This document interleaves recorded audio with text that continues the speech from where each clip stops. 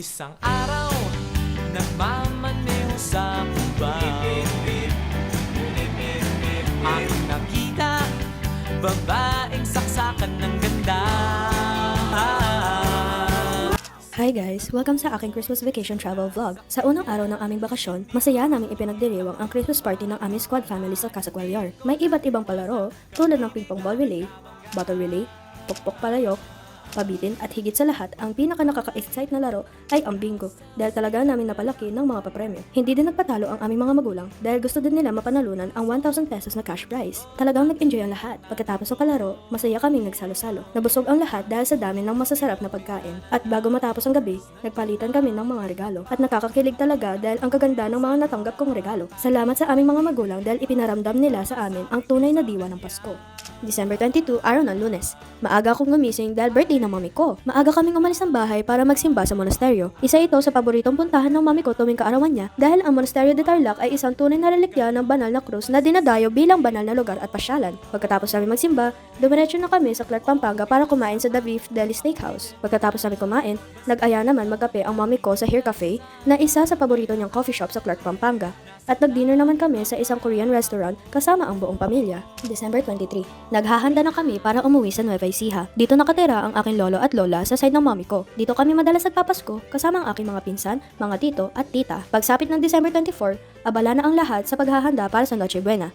May nagluluto, may gumagawa ng mga desserts, habang kami ng mga pinsan ko ay abala naman sa pagde-decorate ng table na gagamitin para sa Pasko. Hindi pala kami kumakain ng Noche Buena kahit marami kaming niluluto. Dahil hinahanda namin yon para sa kinabukasan. Araw na ng Pasko, ito ang araw na hinihintay naming lahat. Syempre, pagsisimba ang una naming ginagawa. Hindi namin kinakalimutan ang pagsasalamat sa Diyos sa mga biyayang ipinagkaloob niya sa amin para sa buong taon. Siya nga pala, bago kami umuwi, may nakita ako nagtitinda ng sisiw. Ang cute kasi nila, kaya nagpabili ako sa mami ko. Pagdating sa bahay, abala na ang lahat dahil uumpisahan na ang picture taking at susundan ng kainan. Marami kaming handa tulad ng menudo, kare-kare, kaldereta, fried chicken, lumpiang Shanghai at marami pang iba. Marami din mga palaro tulad ng paper dance, palayok, at pabitin. Nagpabingo din ang mami ko kaya sobrang nag-enjoy ang lahat. Pero ang pinakahihintay namin ay ang bigayan ng aginaldo. Tapos na ang Pasko. Kailangan na namin bumalik sa Tarlac para maghanda pa uwi sa Ilocos. Ilocos naman ang aming next destination dahil doon kami magse-celebrate ng bagong taon. Sa aming pag-uwi sa Ilocos, may mga stopover kami para kumain dahil mahaba ang aming biyahe. Dumaan na rin kami sa palengke para bumili ng mga gagamitin sa New Year. Pagsapit ng December 31, abala na ang lahat sa paghahanda. May nagluluto, may nag-aayos ng lamesa, at syempre kami ay naghahanda na para magsimba. Pagkatapos magsimba, sabay-sabay na kami kumain kahit wala pa mang alas 12 dahil gutom na ang lahat. Naging masaya ang aming bagong taon.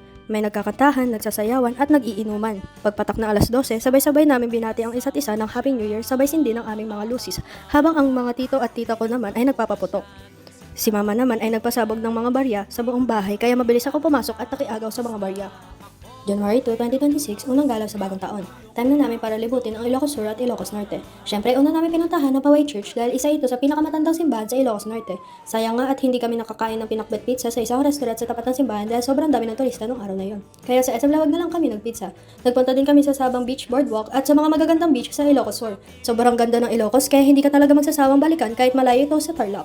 January 4, 2026, ito na ang huling araw namin sa Ilocos. Kailangan na namin bumalik sa Tarlac kasi back to school na naman kinabukasan. Sobrang pagod kaya tulog lang ako buong biyahe. Gumising lang ako para kumain ng lunch sa SMLU. Pero syempre, may pa-shopping ng toys si mommy at si daddy pahabol para sa Christmas gift nila sa akin. O siya, hanggang dito na lang. Salamat sa panonood! Bye!